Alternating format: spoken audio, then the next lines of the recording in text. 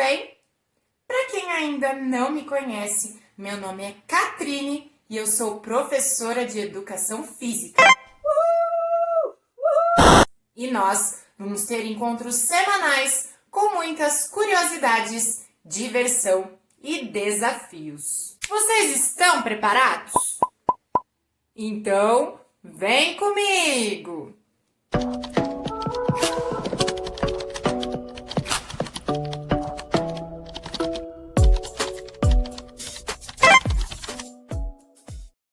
No dia a dia, são muitas as situações em que a tecnologia está presente na vida das pessoas.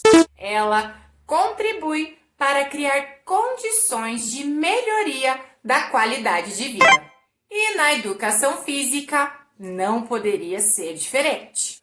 Com o avanço tecnológico, os brinquedos foram sendo aprimorados e jogos eletrônicos foram sendo criados, revolucionando e formando os padrões que conhecemos hoje em dia.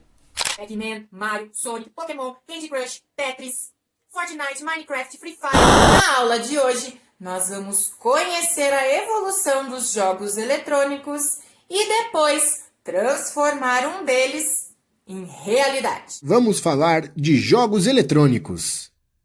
O surgimento dos jogos eletrônicos está ligado à corrida tecnológica e ao universo militar dos Estados Unidos durante a guerra. A primeira experiência do tipo foi a criação de um simulador de mísseis. Já o primeiro jogo, considerado eletrônico, foi criado em 1958, o Tennis for Two, ou Tênis para Dois. De 1958, partimos para a década de 70, onde surgiu o fascinante jogo Pong. A partir da criação desse jogo, surgiu a famosa indústria do videogame. No Brasil, já na década de 80, chegavam os famosos fliperamas, jogados com fichas, estando presente em quase todos os lugares, jogados por um público diverso, mas principalmente jovem. Também eram lançados outros modelos de fliperamas, muitos conhecidos e alguns jogados até hoje. Nas décadas de 80 e 90, a tecnologia possibilitou que os videogames tivessem outros formatos, alguns menores, mais leves, com joysticks anatômicos, aparelhos de uso pessoal que levaram esses jogos para dentro da casa das pessoas. Vamos relembrar alguns deles. O bichinho virtual.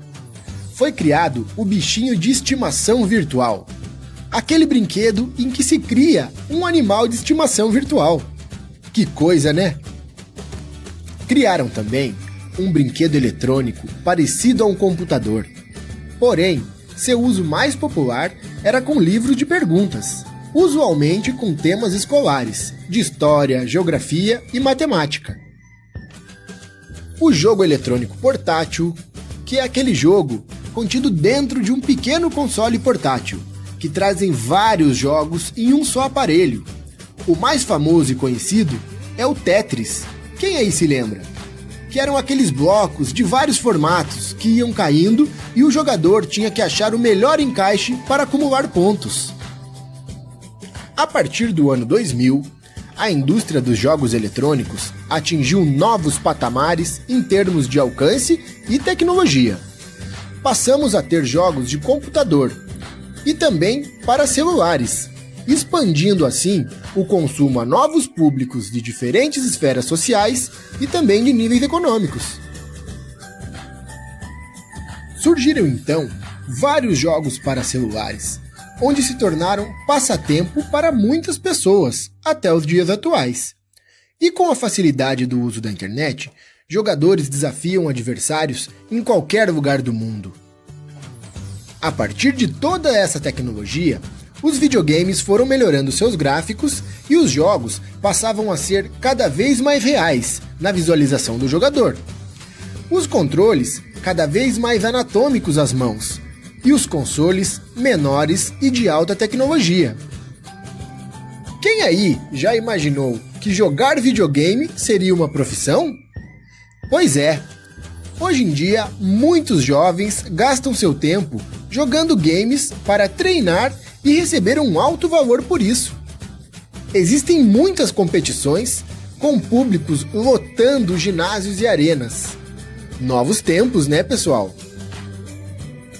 Não podemos esquecer também do aperfeiçoamento dos óculos de realidade virtual, que, como o nome já diz, é um óculos que transmite gráficos, imagens em 3 dimensões, 3D, fazendo com que o jogador se sinta dentro do jogo.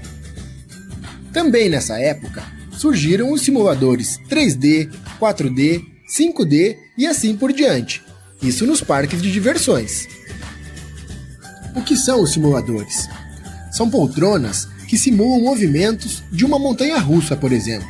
Na frente, a tela, que realiza toda a viagem virtual, bem parecido como um cinema, porém com bem menos lugares para se sentar. Alguns simuladores foram se aperfeiçoando e melhorando seus gráficos, e até mesmo sendo mais individual. O ano de 2006 foi considerado um grande marco para a indústria gamer. Foi lançado o primeiro console com a tecnologia de movimento, fazendo com que o jogador interaja com o jogo, realizando movimento com as mãos e os braços, simulando o movimento do jogo, geralmente de esporte, ou tênis, ou boliche, ou até mesmo beisebol. Isso eles seguram um controle na mão sem fio e apenas com uma alça presa ao punho realiza esses movimentos. Após esse lançamento, surgiu um console mais moderno e surpreendente, parecido com uma câmera, sem controles.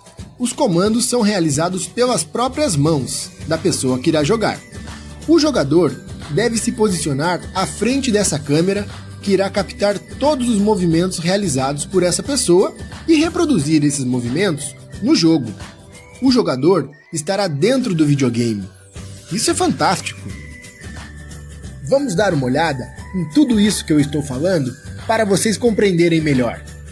Assistam aí! A partir desse avanço na tecnologia, podemos estreitar os laços dos jogos eletrônicos com a educação física. Existem diversos jogos disponibilizados que podemos aproximar das nossas aulas de educação física. Muitos deles são de esporte: futebol, vôlei, basquete, golfe, atletismo e vários outros. Por conta disso, cada vez mais as escolas estão inserindo esses jogos no nosso cotidiano de aprendizagem. Espero que tenham gostado. Até mais, pessoal! Quando ficamos muito tempo no celular ou em frente ao computador, sentimos dores, principalmente nas costas, nas mãos e pescoço. Para manter o bem-estar, é indicado que você faça alguns exercícios durante e após o tempo que fica sentado ou jogando. Primeiro, vamos tentar arrumar a nossa postura. Aproxime o bumbum do encosto da cadeira e estique toda a sua coluna. Estes movimentos servem para aliviar o desconforto causado por permanecer muito tempo com uma postura inadequada, repetindo ações com o corpo ou mantendo ele imóvel.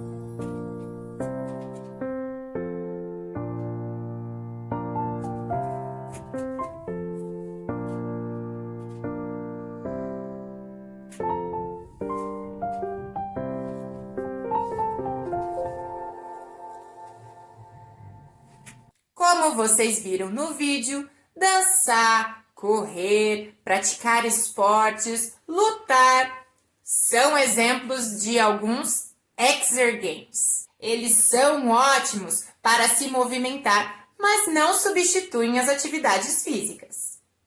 E agora, igual um videogame, eu vou desafiar você a realizar uma brincadeira inspirada em um jogo chamado Dance Dance Revolution, ou tapete de dança. Para fazer essa brincadeira, você vai precisar de 4 folhas coloridas.